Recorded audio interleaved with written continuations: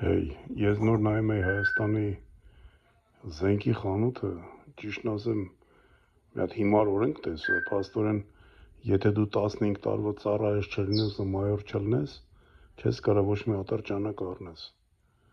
Շատ հիմար ու դեբիլ օրենքներ է,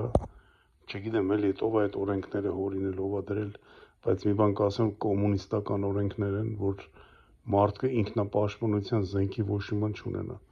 Մանավանդ Հայաստանում, մանավանդ այնց երկրում, որ ամեն րոպե եսիմ ինչ կար առնի։ Ես չգիտեմ, գյուղացին զենք չունենա, դա աննորմալ բան է вообще, ընդհանրապես։ Եթե նայում ես ավետարանում առաքյալները, այն ժամանակվա մարդիկ, դա նորմալ բան է եղել, որ զենքը վրեքներն է եղել, որտեղ ասենք, դա ոչ թե կռվի համար, այլ ինչ որ մի բան, որ ինքդ քեզ պաշտպանելու համար։ Ոչմ, Ամերիկայում այստեղ ամեն մեկը մի քանի հատ ունի տունը դրած, միթոմ դա բան չի հաշվում, իսկ Արիզոնայում իրանք ունես կախած քեզ ջեբդ ունենալու, դե այդ պատճառով Արիզոնայում կրիմինալ չկա, որտեվ ամեն մեկը գիտի, որ եթե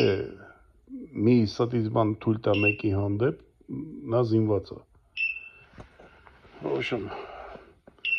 չգիտեմ, այս դեբիլ օրենքները, մեկ Չինաստանը կարող ունենա, մեկ եսիմ Ռուսաստանը, մեկ Հայաստանը, չգիտեմ, այս երկրները երբ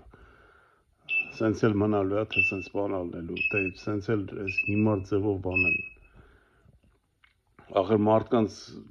մտքի մեջ էլ այդ օրենքներն է, որ զենքին նայում եմ, ոնց որ եսիմ ինչ, մի սարսափելի մի բան։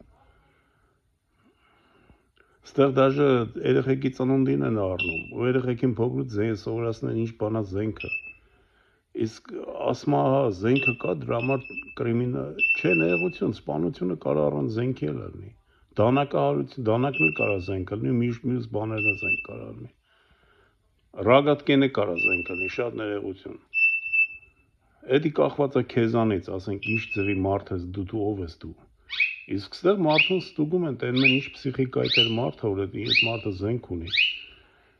Եթե այդ մարդը գժի ինչ-որ թուղթ կամ աննորմալի բան ունի կամ բան,